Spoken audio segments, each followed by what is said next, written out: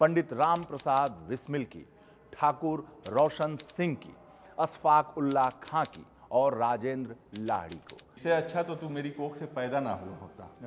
यदि दाह संस्कार आप करेंगे तो यहाँ एक नहीं दो चिताएं जलेंगी। ये फांसी का फंदा ही मेरी नई दुल्हन है। वंदे मातरम और भारत माता के नारे के साथ फांसी के फंदे पे झूल गई। भारतीयों का प्रवेश इस बिल्डिंग में वर्जित था। नमस्कार, मैं हूं वीरेश पांडे और आज 26 जनवरी को आपको एक विशेष चीज बताने जा रहा हूं। आप लखनऊ में रहते होंगे, आते होंगे, लेकिन कभी ये जानते नहीं होंगे। जी हां, ये है जीपीओ, जो विधानसभा के बगल में है, भारतीय जनता पार्टी के सामने है, हजरतगंज में है, राजभवन के बगल में है। लेकिन आप ये नहीं जानते हैं कि ये वही जगह है जहां आजादी के दरमियान, आंदोलन के दरमियान काकोरी कांड के 4 आरोपियों को फांसी की सजा दी गई थी। ये वो कोर्ट है, यही जगह है जहां से अंग्रेजों ने फांसी की सजा सुनाई थी। ये कोर्ट आप देख रहे होंगे ठीक इसी जगह पर। और जब ये सजा सुनाई जा रही थी तो पूरा हजरतगंज, पूरा ये इलाका लोगों ने घेर रखा था। तो ये जो तस्वीरें आप देख रहे हैं, पंडित राम प्रसाद बिस्मिल की, ठाकुर रोशन सिंह की, अशफाक उल्लाह खां की और राजेंद्र लाहिड़ी को, इन्हीं को फांसी की सजा दी गई थी। और ये सारे अभियुक्त हैं जिनके बारे में भी यहां फैसला किया गया था। और ये कोर्ट था, यहीं अंग्रेज बैठकर सजा सुनाए थे काकोरी कांड को लेकर, और यहीं बैठकर वो फैसला दिया गया था अभियुक्तों को लेकर। ये ऐतिहासिक इमारत है, हम सब यहां से गुजरते हैं, लेकिन इस हॉल के बारे में जानकारी हमें नहीं है कि फांसी की सजा इसी जगह से दी गई थी, मुकर्रर की गई थी। हमारे साथ पोस्टमास्टर जनरल हैं सुनील राय साहब, जो पहली बार माल्यार्पण कराए हैं 26 जनवरी को इन अमर शहीदों की तस्वीरों पर। जी क्यों साहब, क्या है ये सब चीजें? जी वीरेश जी, सबसे पहले आपको बहुत बहुत धन्यवाद। और आपके माध्यम से आज इस अवसर पे, गणतंत्रता दिवस के शुभ अवसर पे सभी समस्त देशवासियों को हार्दिक शुभकामनाएं एवं बधाई।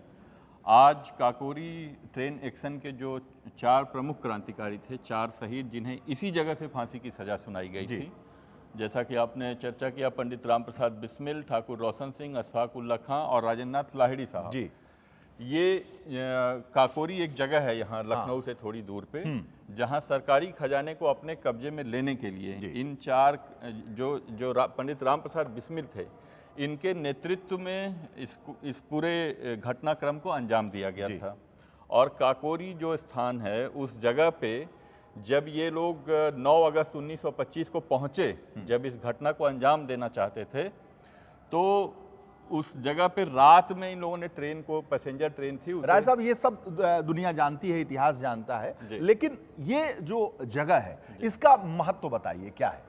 इसका महत्व ये है कि ये जो मुकदमा चला, इस काकोरी ट्रेन एक्शन से संबंधित जो मुकदमा चला, ये मुकदमा पहले रोशनुद्दौला कचहरी में चल रहा था, लेकिन वहाँ लॉ एंड ऑर्डर की समस्या हो जाती थी। उस लॉ एंड ऑर्डर की समस्या से बचने के लिए, चूंकि ये जीपीओ बिल्डिंग जो है, इसे रिंग थिएटर के नाम से जाना जाता था। जो ब्रिटिश अधिकारी थे या जो ब्रिटिश लोग थे, वो यहाँ शाम को अपने एंटरटेनमेंट के लिए आया करते थे। वो आते थे कि हम यहाँ एंटरटेन करेंगे।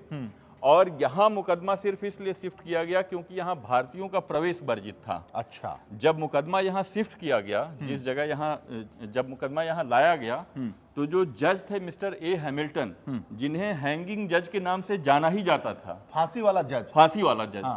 और ए हैमिल्टन ने जब यहाँ मुकदमे की सुनवाई की तो इन 4 प्रमुख क्रांतिकारियों को फांसी की सजा सुनाई।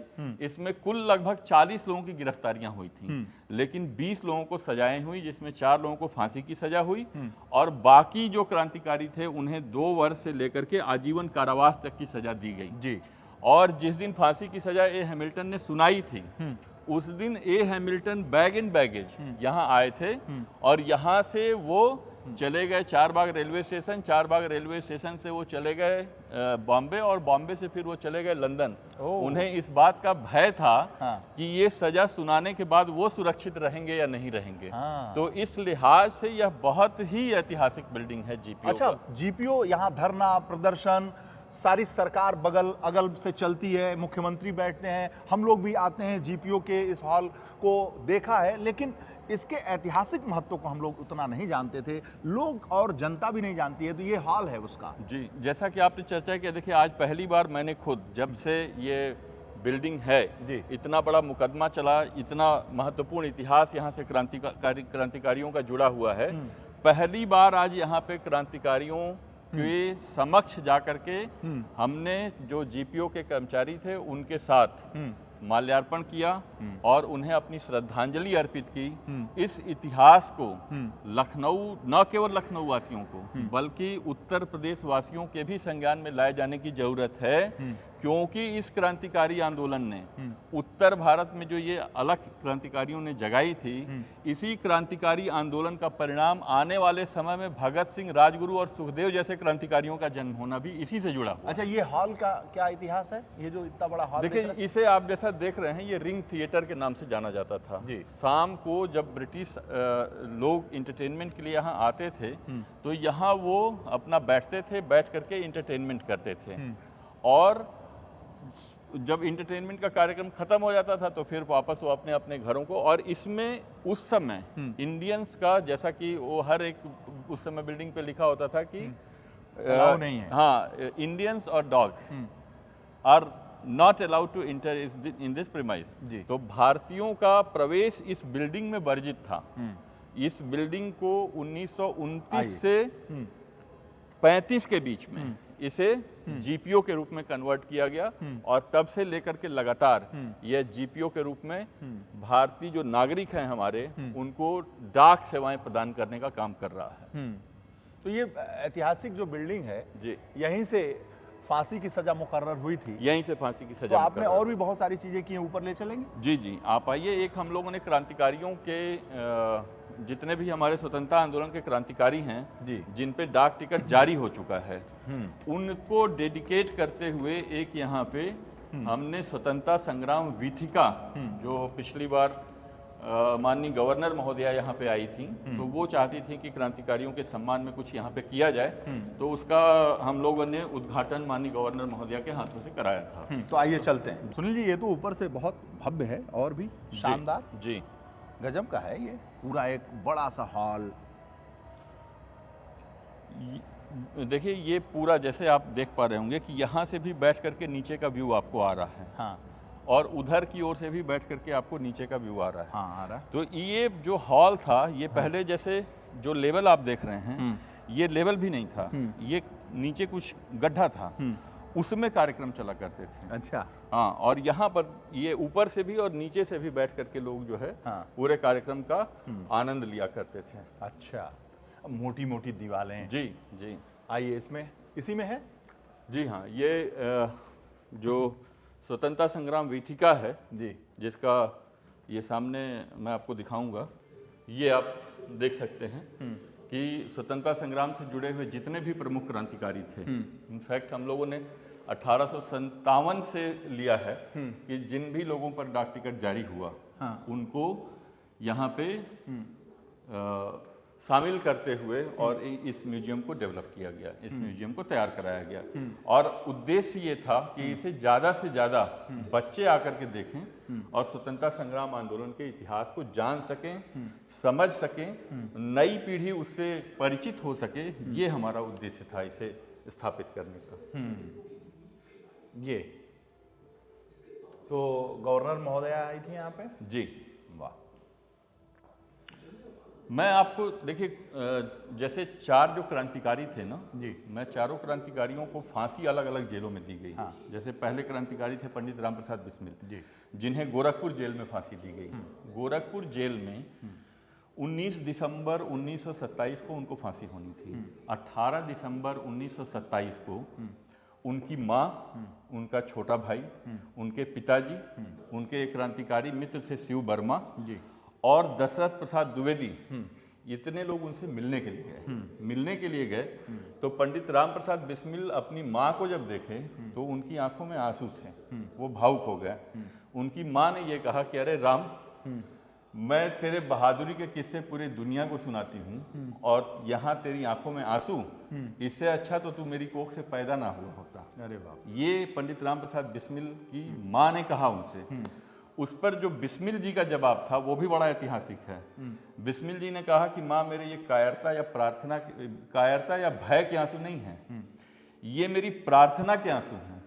मेरी ईश्वर से ये प्रार्थना है कि मुझे अगले जन्म में भी तेरी जैसी वीरांगना माँ की कोख से जन्म लेने का अवसर मिले।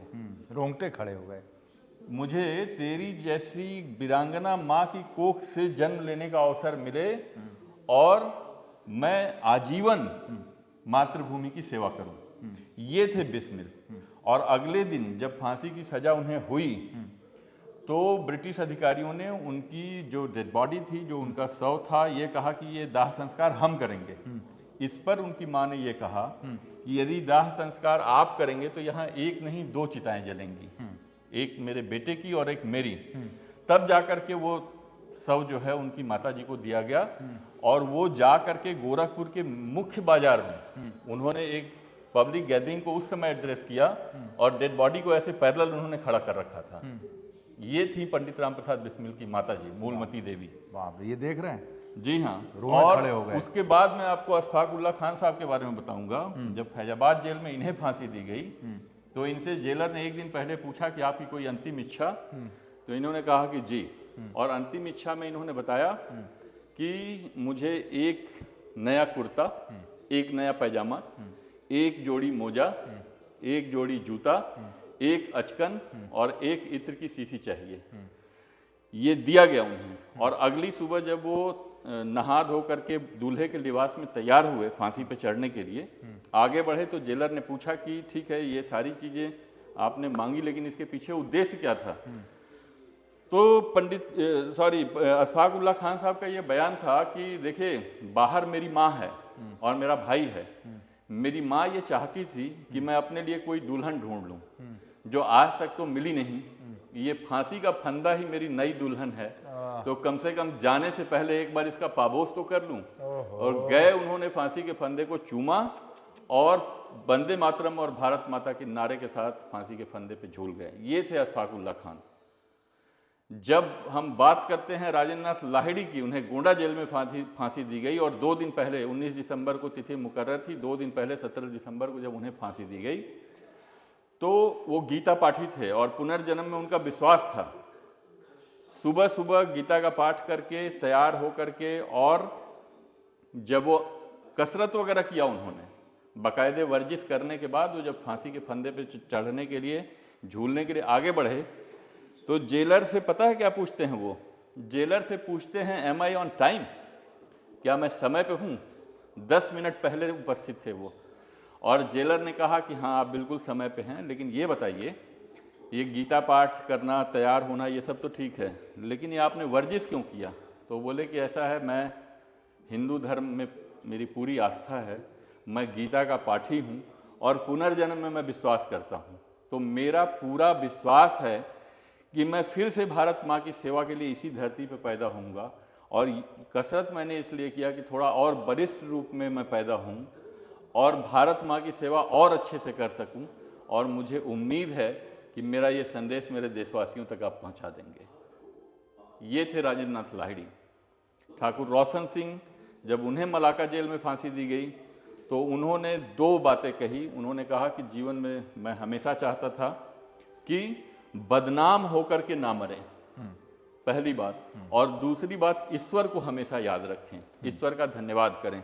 तो ये दोनों बातें उन्होंने, पहली बात ये कि बताई कि 2 साल का जो मुझे ये जेल में जीवन मिला, इस पीरियड में मैंने ईश्वर को भरपूर याद किया और मैं जिस उद्देश्य के लिए फांसी के फंदे पे चढ़ रहा हूं तो कम से कम मैं बदनाम होकर के नहीं मरूंगा।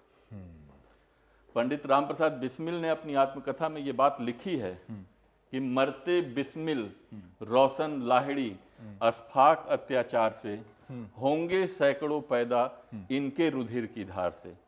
तो जो क्रांति की आग उन लोगों ने जलाई, वही परिणाम 1947 में देश की आज़ादी के रूप में हमें दिखाई पड़ता है।